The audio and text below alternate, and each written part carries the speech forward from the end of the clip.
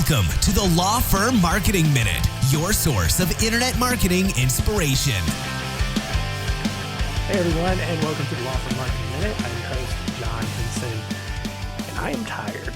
I have been having way more meetings over the past month than I think I'm used to, and my social battery is drained, my creative battery is drained, and I need a vacation, and I'm going to get one here in a couple more weeks. So just gotta grind it out. But really excited about all the things that we've got going on. We're going to be at the Clio Cloud Conference here early in October. Going to be doing quite a few things there. So if you're attending or you're thinking about attending, we'd love to see you there. Come by our booth, hang out, chat, meet some of our people there. I know it's a huge conference. It's been a few years since we've been there, but really, really excited to go back. We'll also be in Wisconsin for the Wisconsin bar in late October. So, excited to do that. We're also looking into doing the ABA Tech Show next year. So lots of cool things on the horizon, and a lot of great stuff in the works. And, really appreciate all of you for continuing to listen and download the show each week. All the feedback that we continue to get, I really do appreciate it. And it's a big reason why we're growing and continuing to push forward and doing a lot of cool stuff. This week on the show, wanted to talk about I did a center stage episode with a guy earlier this week. That episode will be coming out probably in October. And we talked a lot about just making your firm work for you instead of the other way around. And, one of the big things that we talked about is, we at least hit on it. We talked about delegation, and we talked about, being able to let go. I see a lot of times firm owners, especially like the true solos, even still smaller firms, a lot of times you still have a lot of hesitancy around delegation, and trusting that someone, whether it's an employee or a vendor or anything like that, is going to do the job the way that you wanted them to do it. And coming from such a high level conversation, I started to realize, everything starts with how you document your systems and processes. We've talked before about why it's important to document. We've talked about, just the value that a great systems manual, is, and how much value it adds to your firm. But it really does serve as the catalyst for a lot of the growth and a lot of the freedom that you want, and the whole reason why you probably started your firm in the first place. I mean, think about it. Granted, if you're a true solo right now, I can see an argument where it's like, well, why should I write a manual? I don't need to give myself my own manual. I am the manual, right? But as silly as it sounds, I mean, what happens if you get hit by a bus?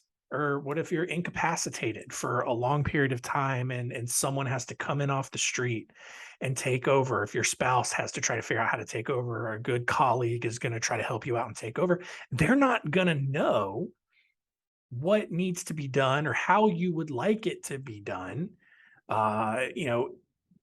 in your absence. And look, I realize, it's, how many people get hit by buses on a daily basis, or, you may be in a smaller town that doesn't even have a public transit system. I get that. But, even if it's not to protect yourself against becoming incapacitated, it does help make your life a lot easier when it comes time to hire somebody, or when time does come to get help on something, whether you're outsourcing it to a vendor, or you're hiring someone in-house.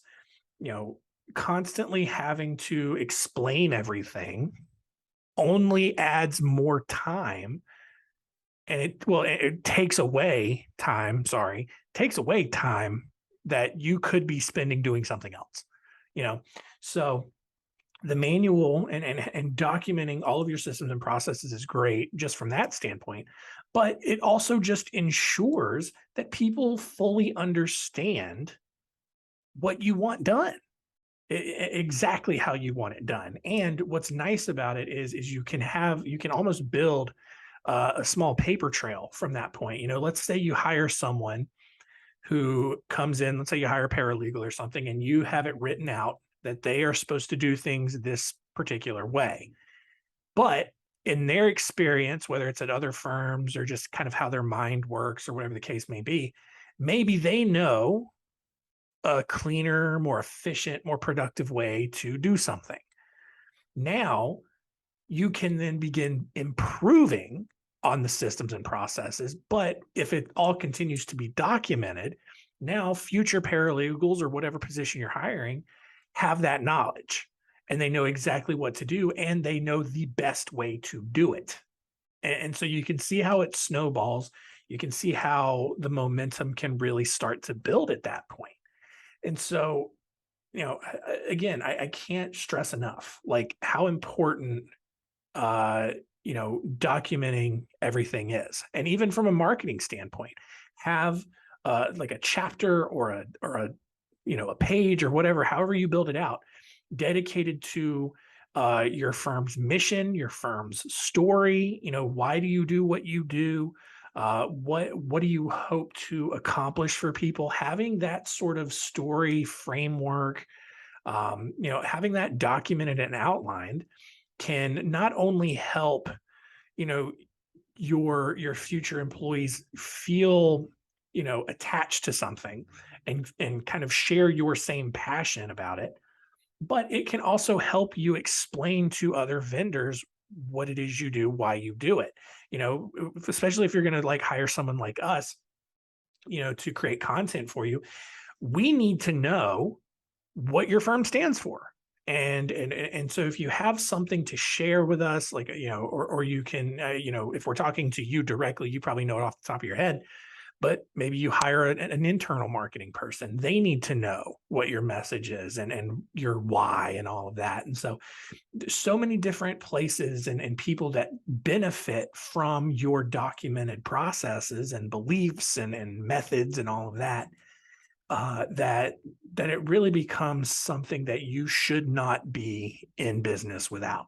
And so whether you don't have one at all, or maybe you have one, but like not everything is documented, or maybe you wrote one up several years ago, but almost all of the processes in it are outdated and not even being followed anymore. Like whatever the case is, invest in yourself, invest in documenting your systems and processes, preserve your intellectual property in that way, because it really does serve as a catalyst for the trajectory of your firm.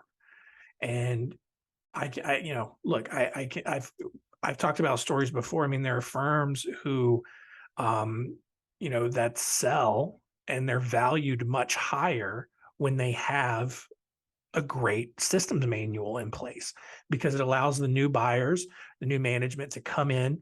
They already know how to run the firm. They know how that firm got to where it was in the first place, and they can utilize those systems and processes to keep building it. So cannot recommend that enough. And so if you would like some help developing your systems and processes, obviously we're a marketing company, but we can, you know, I can chat with you. I can share our experience, our process, and I can also put you in touch with some people who specialize in building out systems and processes and creating manuals that add value and clearly communicate what you do. Because look, when you have a team who understands how you like things done, it allows you to relinquish some of that control, and it allows you to build that trust with people that you may not have otherwise had. So that's the challenge for the week. Hope that was helpful. And that's it. We'll see you next time.